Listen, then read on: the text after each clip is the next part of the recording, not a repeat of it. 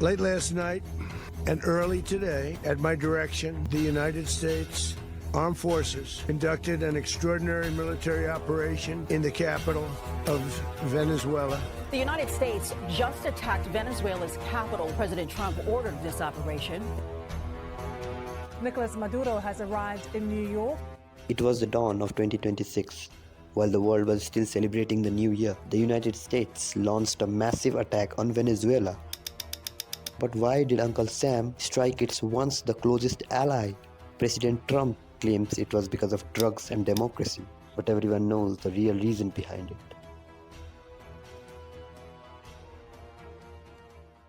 So Venezuela sits on the largest oil reserves in the world, even more than Saudi or UAE. But why is Venezuela drowning in poverty but Saudi or UAE are prospering? This is because of dark history of oil in Venezuela.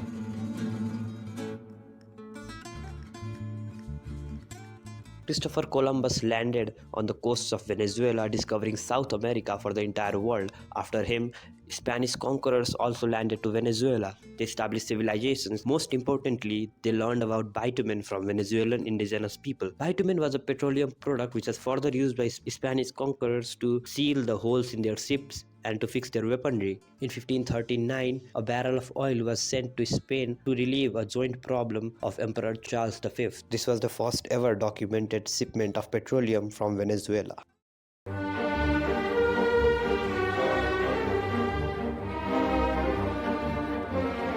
Despite the knowledge of existence of oil in Venezuela, until 1900s there was no drilling for oils. In 1908, under the rule of new President Juan Gomez, several permissions were granted to explore, extract and refine oil of Venezuela.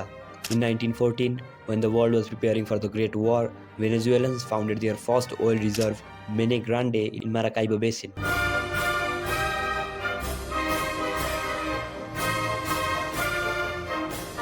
This major discovery attracted many international oil companies to invest in Venezuela.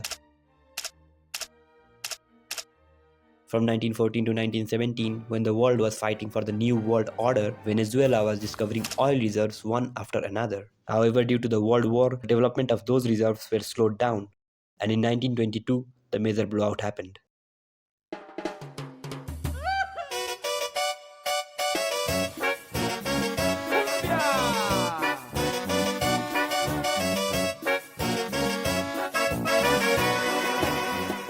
It's 1922, the World War has ended, the world is trying to recover from the economic downfall.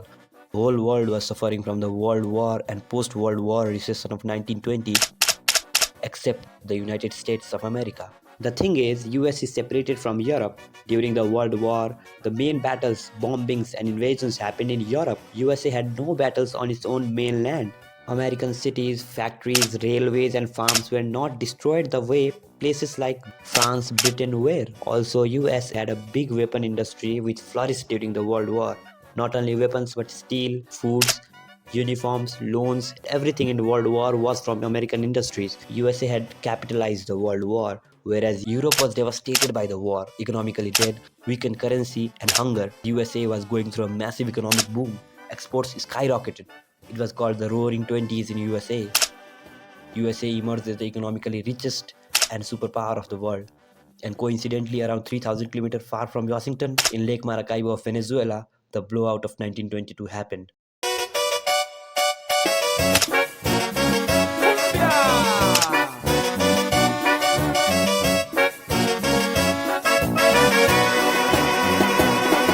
This was the perfect match. American companies started investing in Venezuela. They built everything from cities to refineries. Venezuela had 50-50 profit-sharing model with American companies. The people of Venezuela were living the lavish life at the extent that they would travel to Miami every weekend just for shopping. This was the major economic boom, profiting both USA and Venezuela. In 1940, Venezuela was the third largest producer of crude oil, slightly below Soviet Union. In 1938, when Saudi found the oil, USA still chose Venezuela because it was the better option. Instead of circling entire globe to import from Saudi, it was perfect friendship.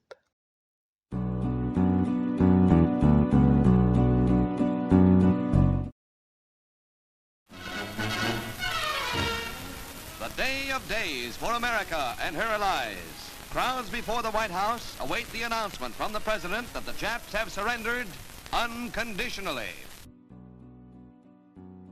World War II ended, leaving two dominant global powers, the United States and the Soviet Union. Their rivalry soon evolved into a long and tense ideological struggle known as the Cold War. This conflict was not fought with armies but with ideas: capitalism, championed by the United States, and communism, led by the USSR. Each superpower sought to prove that its system represented the future of humanity, turning almost every region in the world into a potential battlefield of influence.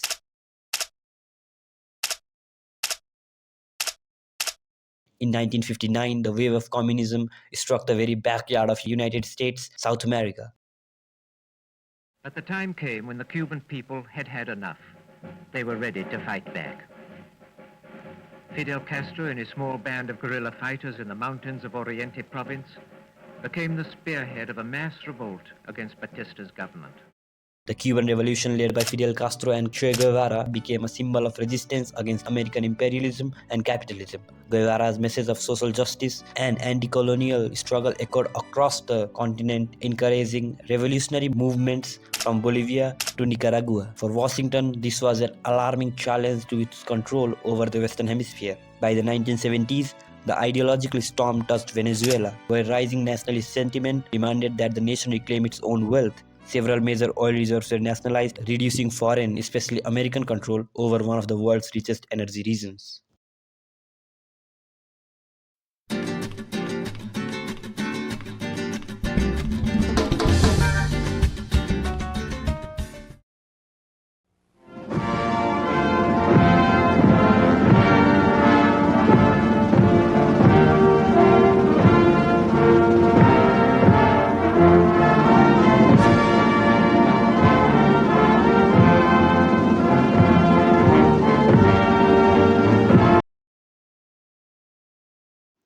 It's the 1990s, the Cold War has officially ended, the Soviet Union collapsed, and the United States stood alone as the undisputed global superpower. To many in the West, it seemed that capitalism had won and communism had been buried forever. Yet in Venezuela, a new figure rose who would challenge that mood: Hugo Chavez, a former soldier who styled himself as the Robin Hood of the poor. George W. Bush. You are a donkey, Mr. Bush. Chavez looked at his country and saw a painful contradiction. Venezuela possessed some of the largest oil reserves on the world, yet the wealth flowed mainly to a small elite and to foreign corporations, while millions of ordinary Venezuelans lived in poverty. He argued that Venezuelan oil belonged to the Venezuelan people and not to American interests. Riding a wave of anger against corruption and inequality, Chavez was elected president in 1999, marking a dramatic turning point in relations with Washington. Once in power, he moved aggressively to take control of the oil industry.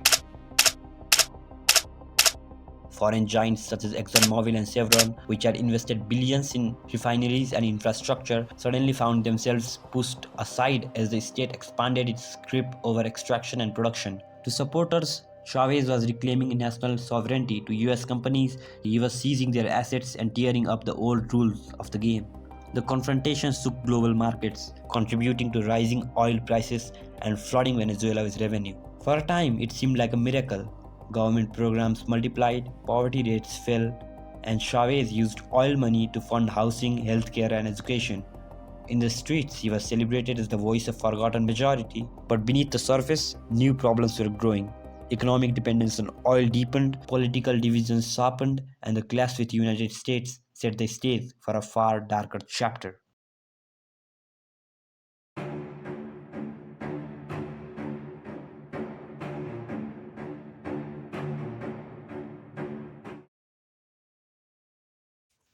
Everyone in Venezuela thought Hugo was the Messiah. They thought he saved Venezuela and he cared for people, and he did, to be honest, but this was not ending this way.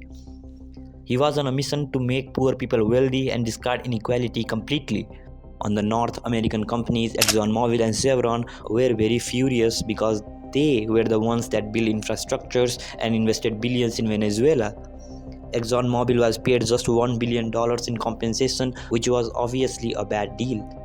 Hugo, from the billions of money earned from oil, didn't invest in infrastructures, factories to run refineries, But he started government shops which would sell things of basic needs in 60 to 70% low prices compared to the market. And how dumb and crazy is this, cause this affected the manufacturers and industries severely that many manufacturing industries were shut down.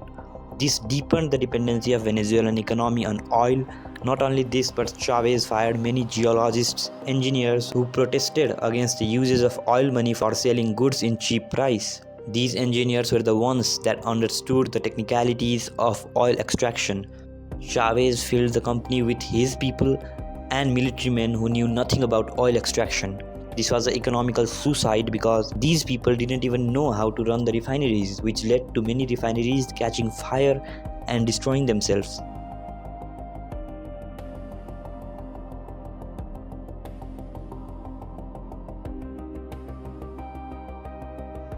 And since the economy was so dependent on oil, after the production collapsed due to bad management of refineries, the economy started collapsing too. The country started drowning in debt, people started coming on streets for protest, and this was the fall of Icarus.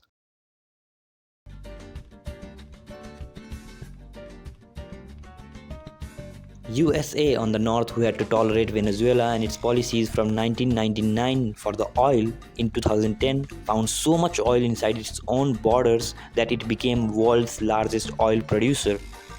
But if USA has so much oil, why did it need to take over Venezuela? It's because large investments were done by US to extract Venezuelan oil. The refineries in Venezuela were designed to process heavy crude that only Venezuela has. The Venezuelan heavy crude will help maximize profit of America.